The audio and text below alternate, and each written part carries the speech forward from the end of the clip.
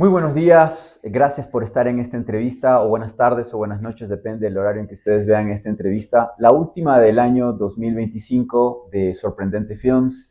Estoy en la Embajada de la Federación de Rusia en Quito, Ecuador, y vamos a tener un diálogo de fin de año, es para cerrar este año, con el excelentísimo embajador de la Federación de Rusia en Ecuador, Vladimir Sprincham. Y vamos a conversar sobre, creo que el tema más importante del mundo en este momento, que es este conflicto que lleva ya en febrero, se cumplirán 4 años de la operación militar especial de la Federación de Rusia en un conflicto militar con Ucrania. Y como todos ustedes saben, hemos hecho seguimiento de las negociaciones de paz entre la Federación de Rusia y los intermediarios que existen en este conflicto, ya que no hay un diálogo directo entre Rusia y Ucrania. Y pues estamos aquí justamente para hablar de eso, también hablar obviamente de América del Sur, Ecuador, las relaciones con el actual gobierno del Ecuador, en Ecuador y Rusia, y el futuro, que es lo que esperamos que sea mucho mejor que este 2025. Muy buenos días, señor embajador. Qué gusto tenerle nuevamente en una entrevista. Tengo el honor de decir y considerar que usted es mi amigo y ya tenemos varias entrevistas. Nos conocimos por este conflicto. ¿Cómo está usted? Muchas gracias, en primer lugar, por su iniciativa de realizar esa entrevista. Y es lógico que cada persona, cada institución, cada estado, al fin de año, busca de cerrar con unas cuentas de qué se realizó durante el año. A propósito, hace unos días, mi presidente Vladimir Putin celebró una reunión, una entrevista para los periodistas, una aire... 7 horas. Sí, con la gente de todo el país y no solamente de otros países, para no solamente responder a las preguntas y para contar cómo nuestro país se acercó del fin de año 2025.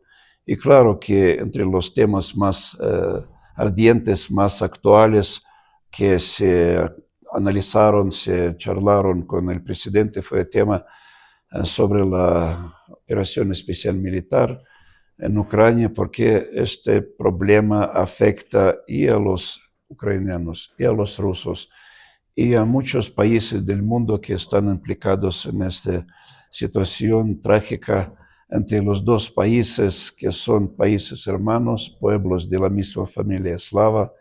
Es una tragedia para la gente que unas fuerzas en el mundo buscaron de chocar dos países vecinos, dos países que siempre fueron hermanos y amigos. Empecemos por allí.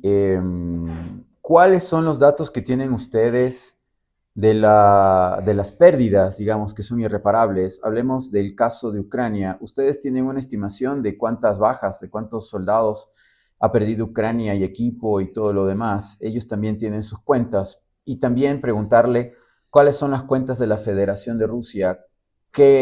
¿Cuánto les ha afectado este conflicto militar? Mira, de costumbre los líderes de los países que están en conflicto no publican los datos de pérdidas porque ese, como yo entiendo, va a afectar eh, a los sentimientos de los soldados, a su posición y sus voluntad para seguir adelante en el conflicto.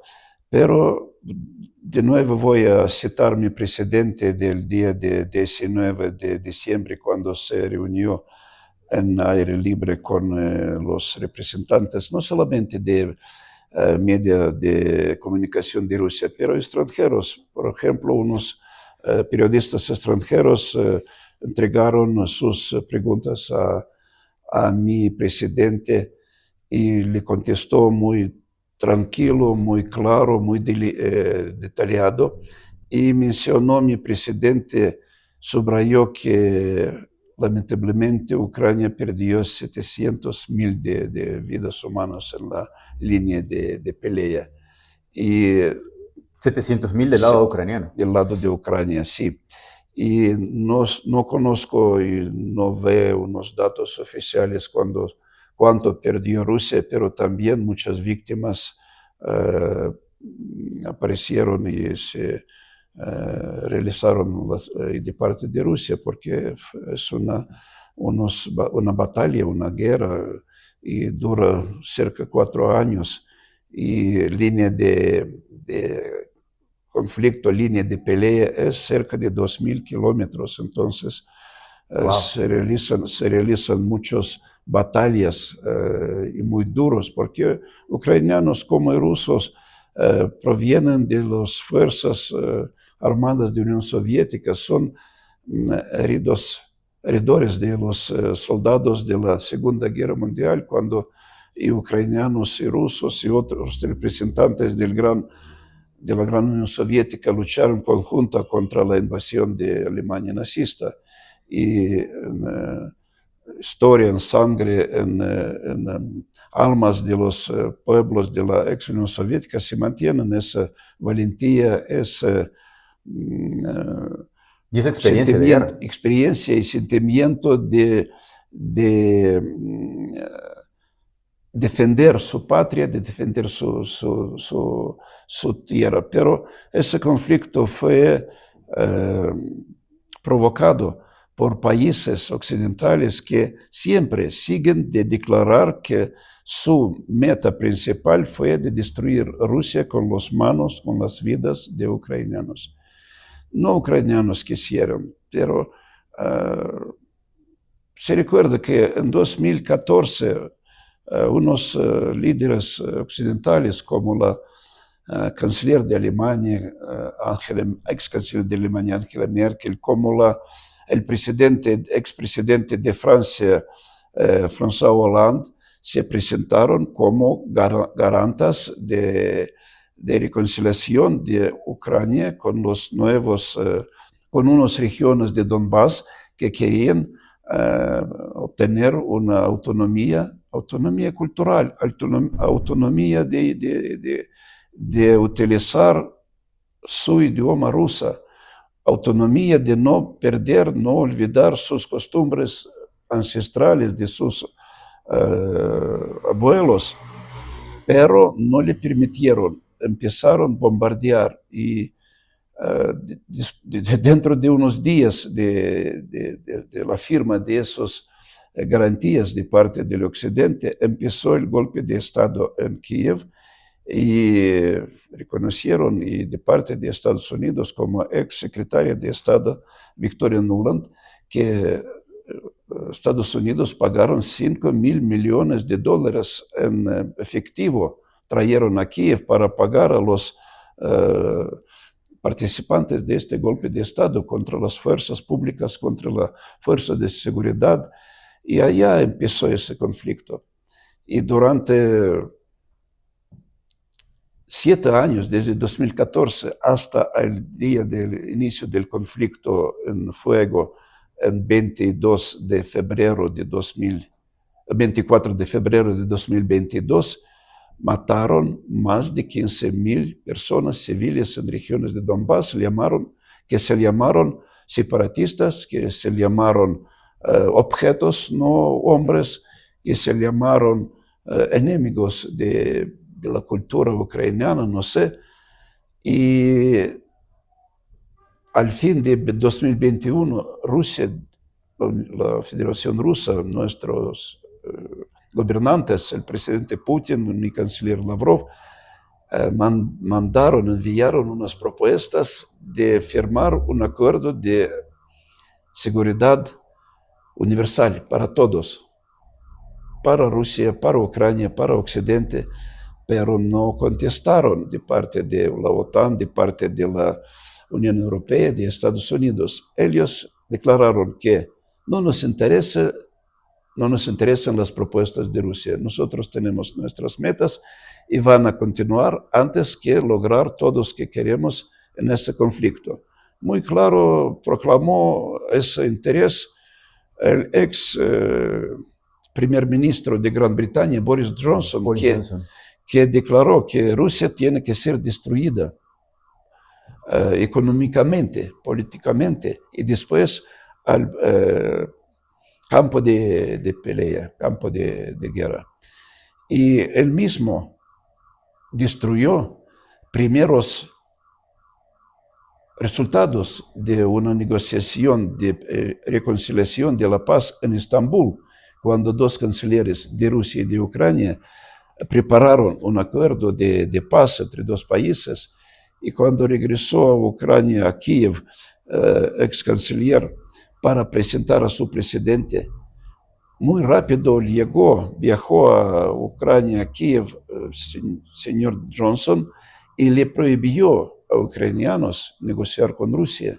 Y en pocos meses, Ucrania, el presidente de Ucrania en aquel momento fue presidente legal, Zelensky, emitió un decreto que le prohibió a sus mismos de negociar con Rusia. Esa fue la situación que abrió esa fase de fuego en el conflicto. Y ahora, cuando llegó en Casa Blanca el nuevo gobierno de Estados Unidos, con el señor Donald Trump, que es un empresario efectivo y conoce cómo negociar para lograr unos resultados positivos. El mejor amigo de él, Witkoff, uno de sus mejores amigos, lo designó para hacer negociaciones con la Federación de Rusia respecto a la paz y con Ucrania. Es su amigo de golf, es su amigo empresario. No puso al secretario de Estado, a Rubio, sino puso a alguien de su suma confianza. ¿Significa algo positivo eso para ustedes? O? Mira, de parte de Rusia también fue nombrado una persona para celebrar esas negociaciones. También no es un diplomático, no es un político, es un presidente del Fondo de Inversiones Directas, señor Dmitriev, Dmitriev, que en primer lugar tiene experiencia de trabajo en unos organismos internacionales en Estados Unidos, una persona conocida en Estados Unidos, tiene un muy buen nivel de inglés, y persona que tiene no amigos, pero socios en Estados Unidos. Y también es un negociante que, como el señor Witkoff, tiene experiencia en negociaciones. Eso se realizó por mi presidente, me parece, para que la contraparte de un empresario de parte de Estados Unidos... Del mismo nivel, sí. Sí, empresario para que hablan la misma lenguaje. Porque los diplomáticos, señor Rubio, mi canciller Lavrov, tienen una lenguaje diplomática, pero diplomacia necesita utilizar muchas reglas, muchas restricciones, muchos límites. Empresarios pueden hablar más abierto, más libre. Después de su acuerdo, se va a transformar un documento jurídico, un documento diplomático. Pero ahora, en esa fase de negociaciones, de contactos, es importante de coordinar los temas principales del acuerdo de paz. Y esa es la tarea de los empresarios que tienen todo mandato de parte de sus presidentes. Claro que coordinan con los líderes de sus países, no es su visión personal, pero ahora les permitieron para hablar.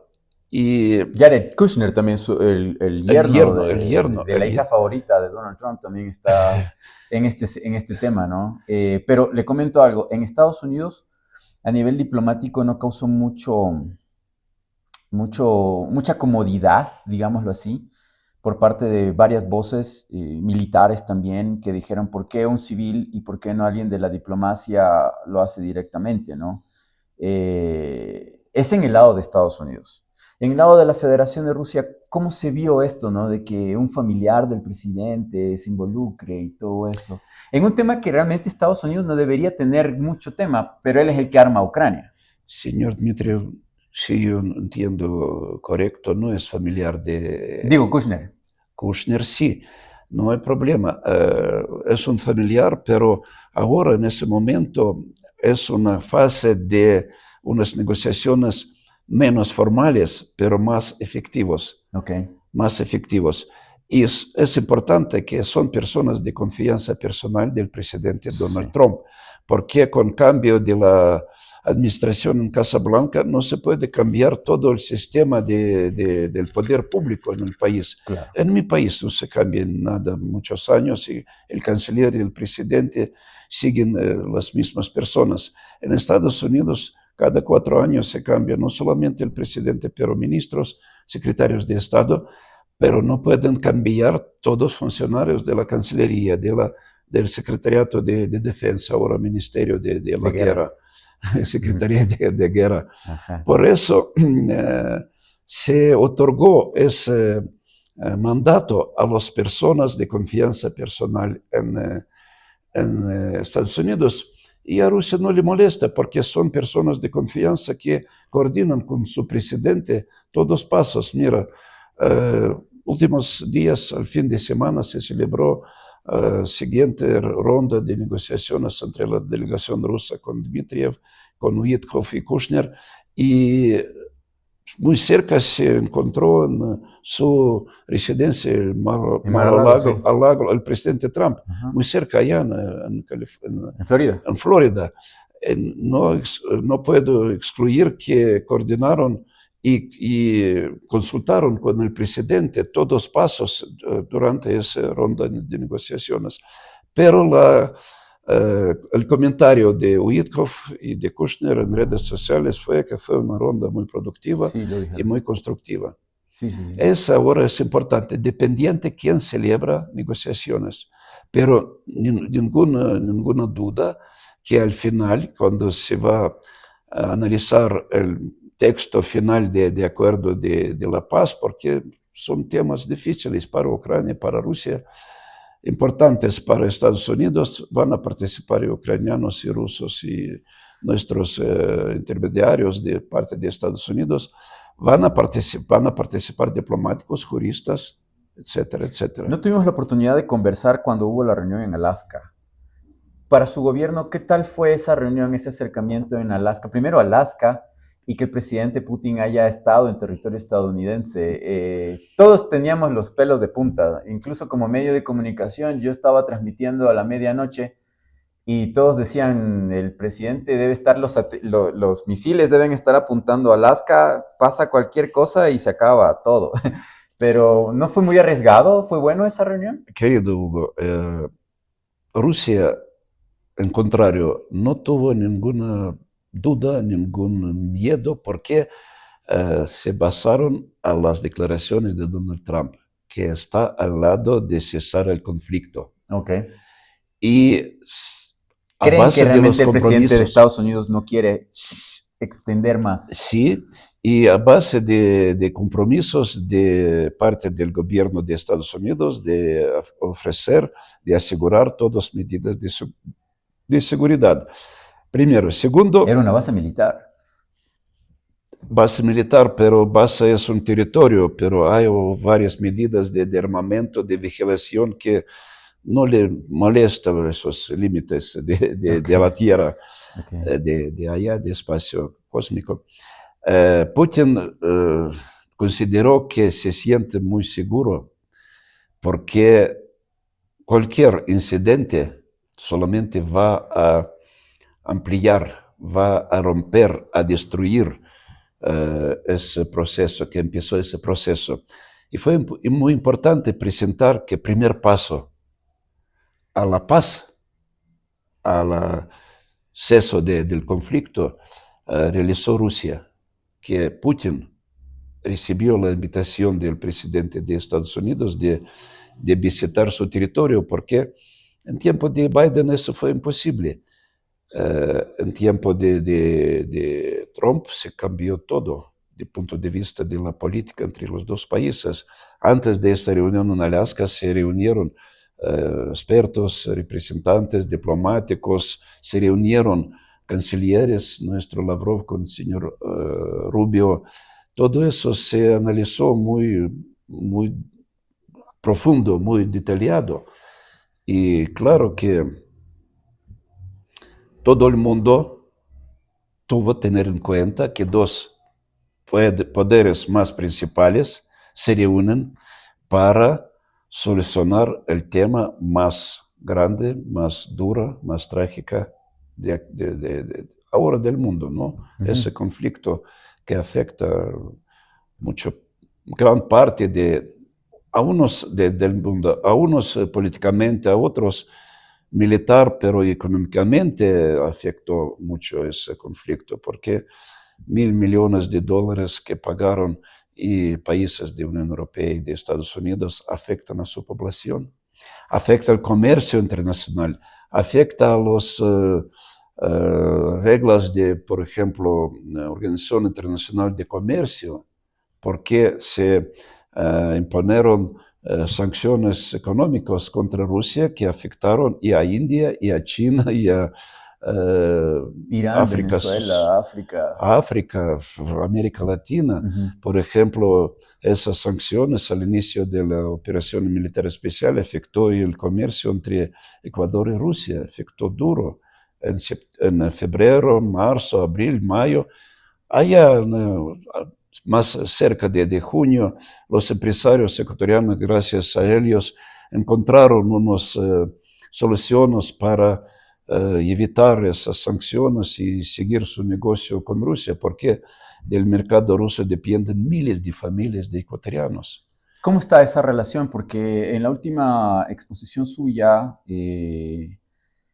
sobre la relación binacional comercial entre Ecuador y la Federación de Rusia, donde tuve el agrado de que usted me invitara, había descendido la exportación de Ecuador hacia la Federación de Rusia. ¿Hay un patrón de descenso o se está mejorando? ¿Por las sanciones? ¿Es esto o son cuestiones de mercado nomás? Yo creo que todavía hay unos pequeños consecuencias de sanciones, pero yo no conozco cifras en punto al fin de año de la exportación, pero teniendo en cuenta que datos del final de medio año, al final de julio, fue más grande que el mismo periodo en el año pasado, en 24. Entonces, esperamos que va a pasar el volumen de comercio bilateral de $2.000 millones, que es más grande que el año pasado y claro que más grande que en 23 y 22. Y ¿Ha mejorado? Sí, Okay. sí, ha mejorado. Y yo puedo ahora abrir una información. El pasado 18 de diciembre me reuní con el presidente constitucional de la República del Ecuador, señor Daniel Noboa Sin, y hemos hablado. Recién, 18 de diciembre. El pasado jueves 18 de El pasado diciembre jueves, en okay. Guayaquil me reunió en presencia de la señora canciller Gabriela Sommerfeld y hemos analizado todo el abanico de temas de interés mutuo. Y se presentó de ambas partes no solamente interés, pero y apertura y disponibilidad de realizar unos nuevos proyectos, de enriquecer temas de cooperación bilateral y económico y humanitario y comercial. Y por eso yo espero que ahora cuando Ecuador y Rusia tenemos unos 3 años y medio en el nuevo mandato del señor presidente Daniel Noboa, se abren nuevas posibilidades de desarrollar y incrementar cooperación bilateral, porque nosotros siempre fuimos y seguimos ser no solamente socios comerciales, pero y aliados políticos. Me consta, me consta. Sí. Ustedes tenían proyectos de desarrollo de potenciar el tema de la producción de energía nuclear para fines eléctricos.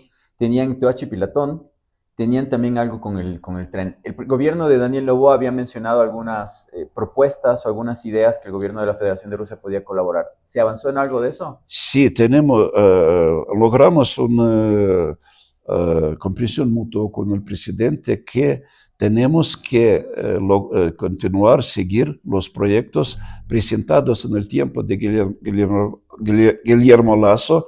Se iniciaron, se trabajó unos meses, se pagaron de parte de las compañías rusas y en el restablecimiento del lecho de Río Coca, que está afectado por erosión controlada de las costas, por errores en construcción de estación de Coca-Cola Sinclair y de reparación y actualización de las redes ferrocarril. Okay. Y en generación de energía eléctrica, varios tipos de generación, entre otros, y energía nuclear. Todo eso encontró de parte del presidente Daniel Noboa una bienvenida. Y nosotros nos preparamos de llamar nuestras empresas que siguen adelante con esos proyectos que son tan importantes para Ecuador.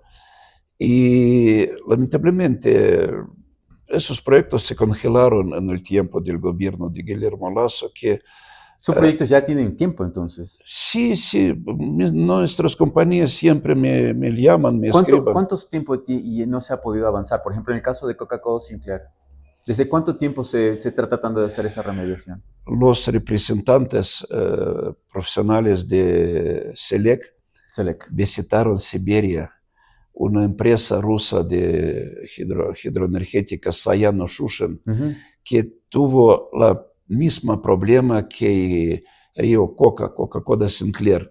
La caída de gran cantidad de agua destruyó las costas y también afectó y oleoconductas y carreteras, etc. Y los representantes de SELEC visitaron para ver cómo se puede realizar ese proyecto, claro, en cantidades más pequeñas, porque el río Coca es más pequeño que ríos de Siberia, pero es el mismo. Construir un túnel que va a evitar una cantidad de agua, no va a caer de presa de Coca-Cola Sinclair.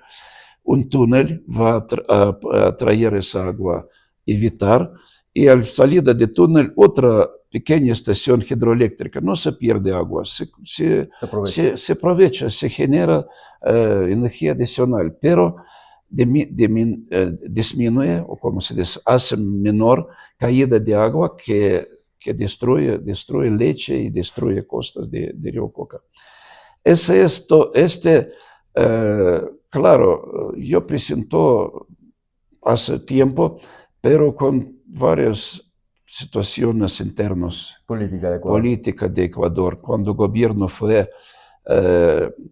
enfocado a solucionar temas de política interior, no tuvieron tiempo de realizar o de empezar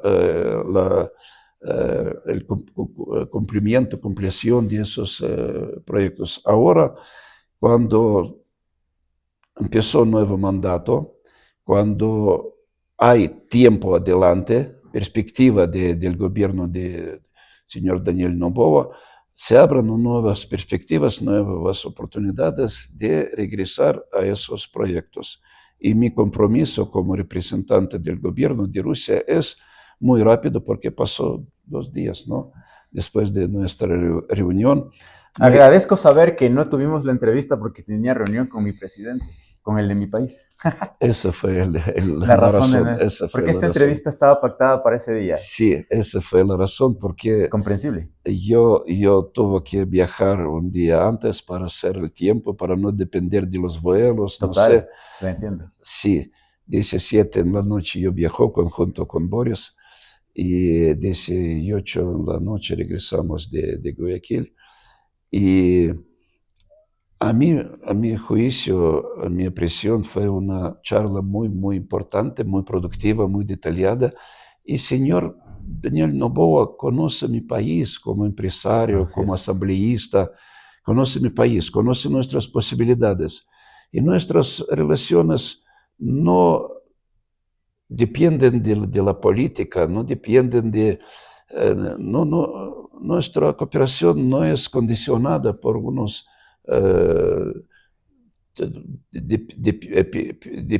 como se despedidas políticos. Nosotros no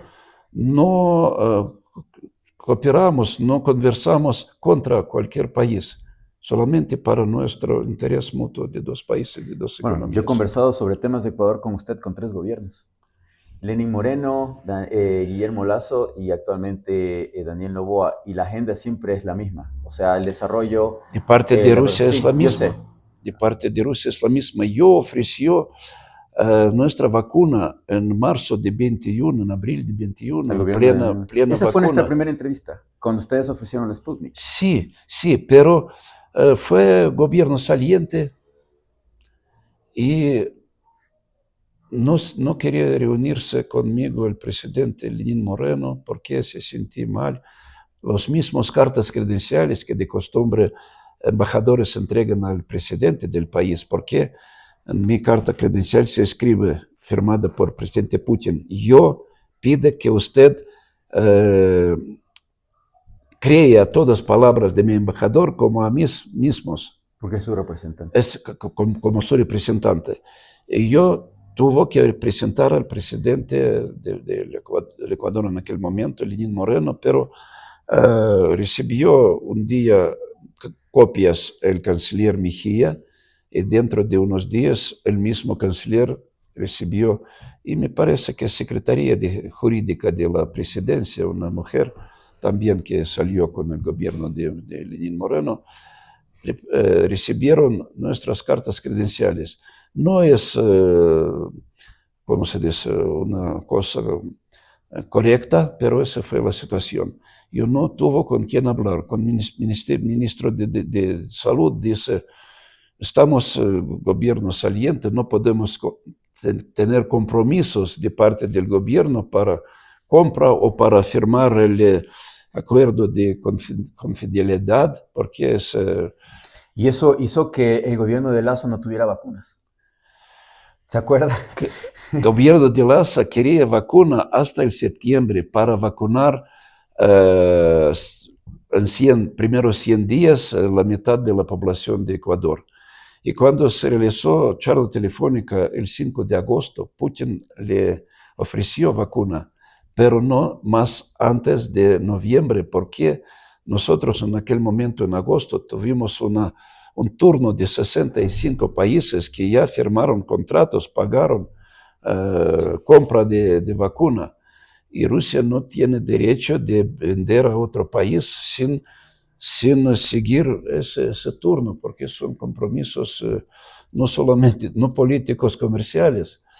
Y Lasso dice, si no nos envía vacuna hasta el 1 de septiembre no necesitamos, porque 9 de septiembre, o quién fue, dice, yo tengo que declarar que yo cumplió mi declaración de campaña electoral, que voy a vacunar 9 millones de ecuatorianos en primeros 100 días. Con eso se terminó el tema de vacuna. Sí, sí. Y vacunaron aquí a la gente con todo tipo de Bien, productos. gracias a China, Sí. que con Sinovac, con, no sé, a otros tipos de... Conozco personas que tienen 3 tipos de vacuna distinta o 4 tipos en su cuerpo, la verdad. Entonces, eso fue lo que terminó pasando. No soy especialista, pero cuando yo me preparo de viajar a Ecuador como embajador, yo conocí de mis planes de mi nombramiento en Ecuador, que en Guayaquil fue una situación más difícil de toda la América Latina, con muertos. Señor con embajador, enfermos. durante el gobierno de Lenín Moreno, en la pandemia, el primer año murieron 140,000 personas, la mayoría de Guayaquil, y murieron en sus casas sin atención médica y sin nada. Entonces, históricamente es el gobierno del Ecuador más, no sé si decir la palabra, mortal de su historia. Ni siquiera las guerras que ha tenido con otros países, Ecuador ha perdido tantas vidas como en ese momento. Sí, bueno, eso es un tema complejo. ¿Cómo le ve usted ahora, considerando la situación, estas negociaciones de paz, volviendo al tema de la Federación de Rusia y el conflicto? Usted, me imagino, su canciller leyeron las propuestas de Donald Trump, los 22 puntos, de los cuales casi 10 puntos es, vamos a poner Ucrania será un estado de Estados Unidos fronterizo con la Federación de Rusia. Estados Unidos se encargará de la reconstrucción de Ucrania, Estados Unidos le dará la seguridad a Ucrania. O sea, todo es No poner sé. al país al lado que le puso las armas a Ucrania. Y cuando yo leí ese documento dije, esto no lo va a firmar Rusia nunca. Y, una regla, una ley diplomática es no publicar contenido y temas de negociaciones antes su final. Porque hay Wow. muchas fuerzas que buscan de romper, de destruir ese proceso. Por ejemplo, no se sienten cómodos europeos que no son parte de ese proceso de negociaciones y viajan a Estados Unidos al lado de Ucrania para cambiar las condiciones que prepararon Estados Unidos. Fueron primero, que se conoce en el medio público, un programa, una propuesta de 28 puntos. 28 puntos, meramente. Después se disminuyó a 20, 22, 20. Ese es compromiso que fue de acuerdo Rusia. No insistieron a unos temas, pero hay unos temas muy importantes. Rusia no se permite dejar de nuevo los ciudadanos, porque ahora la mayoría son los ciudadanos de Rusos. Rusia, en la componencia de Ucrania para que ser no solamente amenazados, matados de nuevo, porque fueron al otro lado oportuno de la frente, de línea de pelea con Ucrania. Uno de los puntos que están en los dos borradores es el tema de que Ucrania tiene que replegarse en Donetsk, en donde han sido los combates más duros y complicados. O sea, de que Ucrania se repliegue hacia el oblast más al norte y ese territorio se reconozca como de la Federación de Rusia. Es decir, que termine la guerra actual de avance de Rusia donde es más conflictivo ahorita actualmente. Parecía como una especie de entrega o de darle a Rusia eso con el objeto de que Rusia acepte todo lo demás. Mira, Hugo, mi presidente el 19 de diciembre de nuevo subrayó, acentuó que Rusia está lista de cerrar, pero no cerrar, terminar el conflicto finalmente absoluto en el momento cuando está de acuerdo Ucrania. Pero hay unas cosas que Rusia no va a permitir, que no va a traer, no traidor, No va a traicionar. no va a traicionar. Ese Todas las muertes intereses rusas. de esos nuevos territorios de Donbass, de Crimea, de Zaporozhia y Gerson. Gerson, que según el... O sea, todo lo que es el río Dnieper hacia el sureste. Según el punto 51 de la Carta de la ONU, ese es un país, un territorio que a quien intereses no se tienen en cuenta por el gobierno central, tienen derecho de proclamar su autodeterminación del país. Entonces, Crimea, Donetsk, Lugansk, Gerson y esos Zaporozhia celebraron sus referéndums a base de la Carta de la ONU.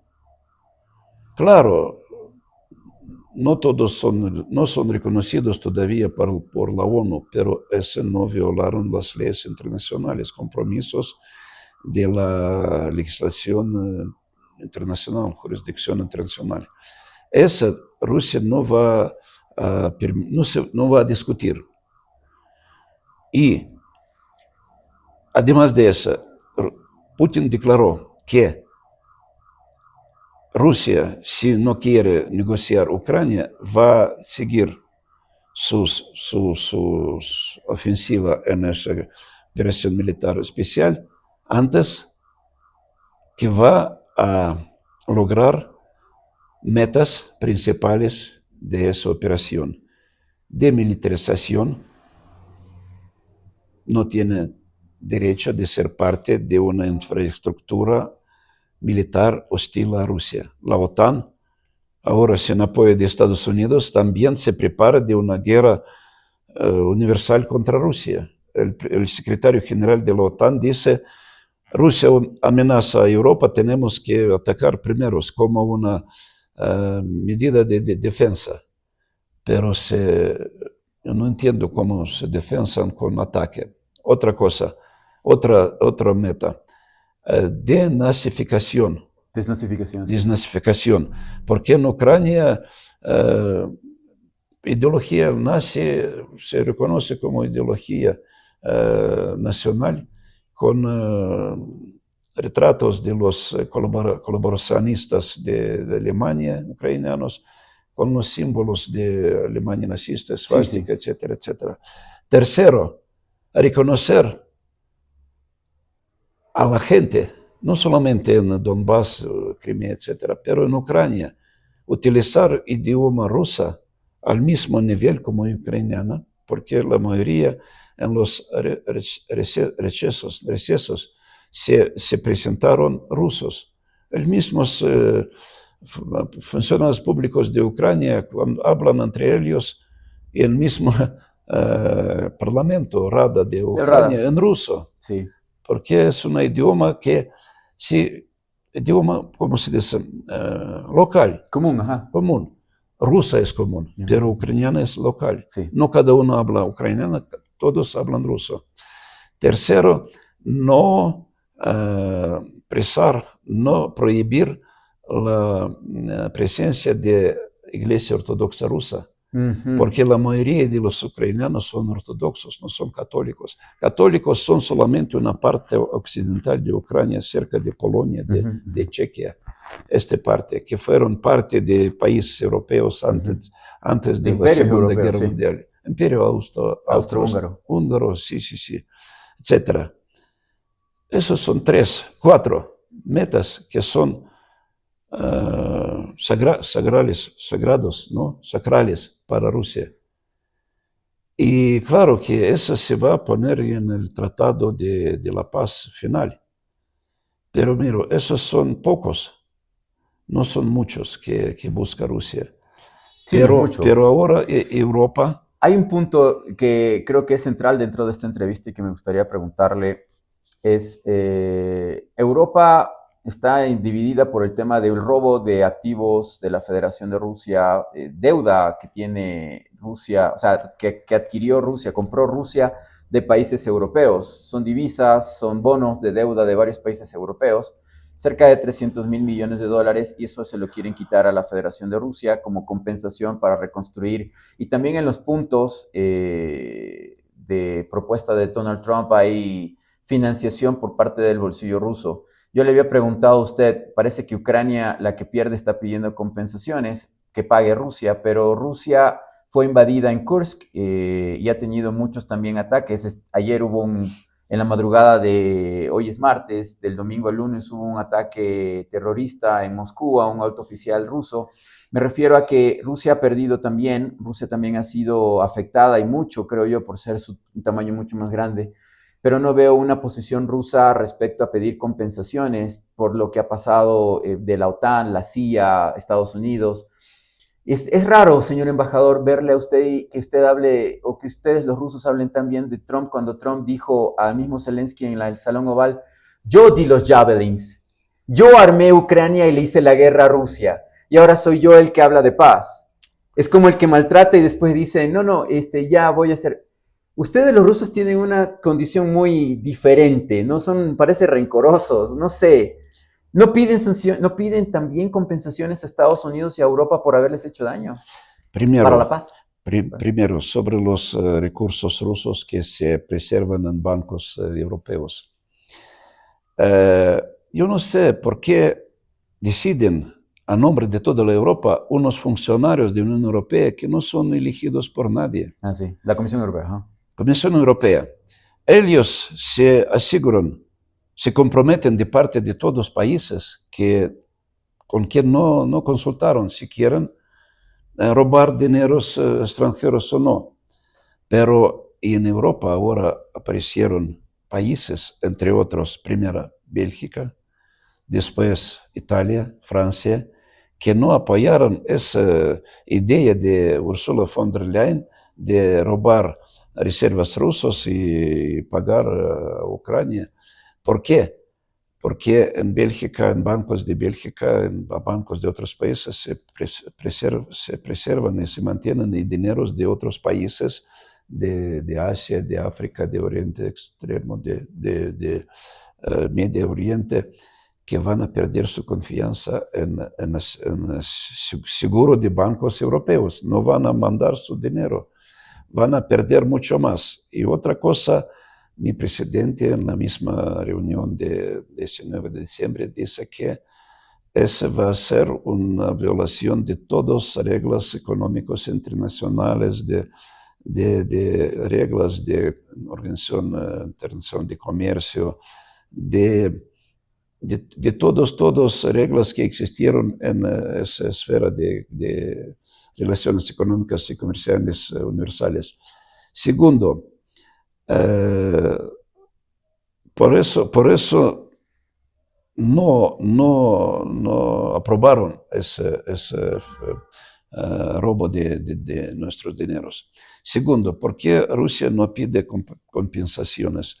De costumbre, las compensaciones se habla al fin del conflicto, de la guerra, como fue, por ejemplo, en la Segunda Guerra Mundial. De reparaciones se habló al final, después del conflicto bélico. Yo no estoy seguro, no soy parte de ese proceso de investigación de los daños de parte de Ucrania, de parte del armamento occidental, sus misiles, sus tanques, aviones, etc. Pero me parece que compensaciones paga el país que perdió la guerra. Y claro que es una diferencia entre la situación en la Segunda Guerra Mundial y en ese conflicto con Ucrania, pero ese no se puede ahora discutir. Okay. Eso se puede discutir al final del periodo bélico del conflicto. Y puede ser que va a aparecer de parte de Rusia una demanda, pero ahora Rusia, sin esperar recompensación, trabaja para recuperar las ciudades, las casas de la gente, empresas, estaciones económicos, energéticos, etcétera, etcétera, para que la gente se siente cómodo en compañía de Rusia. ¿Cómo fue? Rusia pagó 1.000 millones de rublos para construir ese puente de Crimea, 19 kilómetros entre territorio seco de Rusia y península de Crimea, porque no tuvimos una conexión de seco por la tierra entre Rusia y Crimea, porque antes tuvimos que pasar a través de Ucrania. Eso todo se rompió. Por eso se construyó ese puente, que fue el objetivo de ataques de parte de Ucrania. ¿Para qué? Para que crear condiciones mal para la gente civil, porque eso se utilizó la mayor parte para traer productos, cargo con materiales de construcción. El puente etcétera, también tenía etcétera. trenes. Ajá. Trenes, sí, son dos, de vehículos y de trenes, Sí, así fue. dos niveles del puente. Es el único puente en el mundo, 19 kilómetros, tan rápido. Y ese conectó Crimea, que se autoproclamó desde 2014 como parte de Rusia. Yo entiendo que Ucrania ya no está de acuerdo que es imposible de retirar Crimea a Ucrania, porque también eso se realizó a base de un referéndum. Y ya pasó unos años de independencia de Ucrania, la península República de Crimea.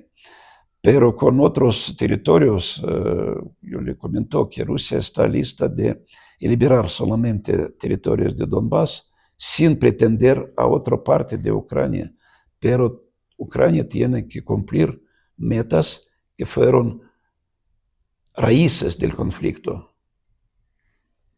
Su intención de ser parte de la OTAN, prohibición de idioma rusa, Permitir la religión. permitir la religión ortodoxa y unas fuerzas armadas de 800.000 personas. Me parece que con esa... Si la cuestión política de Ucrania, a la recepción de la independencia en 1991, se declaró un país neutral. Y violaron su propia constitución política. Cuando la OTAN se preparó de instaurar bases militares en la ciudad de Kharkov, en unos 4 minutos de vuelo de los misiles hacia Moscú. Rusia sintió una amenaza. Ahora se adelantó todos esos puntos de lanzar misiles a Rusia, pero todavía hay este problema. Y Rusia cree de construir unas zonas sanitarias, alejar militares ucranianos de la frontera para que no ataquen el territorio Sí, ruso. sí, zonas de amortiguamiento les llaman. Gracias, señor embajador, por esta extraordinaria explicación de cómo está la situación en el Donbass y entre dos pueblos hermanos. Muchas gracias. Aprovechando que hoy es 23 de diciembre del 2025, tal vez pedirle a usted, tal vez un saludo para nuestro pueblo, el hermano pueblo de la Federación de Rusia, Ecuador. Obviamente usted sabe que aquí nos ven de México a la Patagonia, migrantes en Estados Unidos y en Europa. No sé si tiene tal vez algunas palabras por estas fechas que son importantes para la cristianidad planetaria. Gracias por esa oportunidad de dirigirme a los amigos ecuatorianos y no solamente a amigos, a todos los ecuatorianos que son nuestros socios, son nuestros aliados. Yo, en casi 5 años de mi trabajo en su lindo país de 4 mundos, me siento entre los amigos. Y ahora, en víspera de Navidad, yo quiero desearle, en primer lugar, salud. Salud que es el base para todo. Una vida pacífica, una prosperidad en sus familias, unos niños felices y viejos que se sienten seguros con sus familias en su país. El año que se termina fue bastante difícil para Ecuador y nosotros como diplomáticos rusos que trabajamos ahí, fuimos parte de esos tiempos no tan... bastante complejos para ecuatorianos, pero gracias a una buena voluntad, a una conciencia de los ecuatorianos, todos pasaron todos esos tiempos y ahora, como todo el mundo, esperamos el nuevo año una vida mejor, una situación más tranquila, una cooperación entre nuestros países más fructífera y más grande.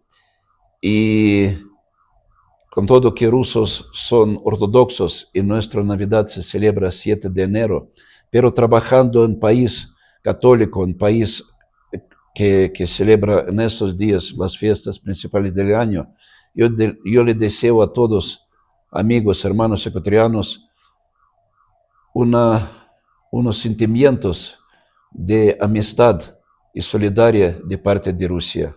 Rusia fue, es y va a seguir un amigo de Ecuador. Saludos a todos. Gracias. Muchas gracias, señor embajador, de verdad. Esto ha sido todo por hoy. Muchas gracias por acompañarnos. También de nuestra parte, desear a todo el público de Sorprendente Films y de las otras cuentas que se retransmiten estas transmisiones. Feliz Navidad, que pasen muy bien, que sea pues un tiempo de disfrutar en familia y que el próximo 2026 sea un año de paz, un año de prosperidad. Le deseo yo a la Federación de Rusia, a Ucrania, a Europa, paz, por fin paz.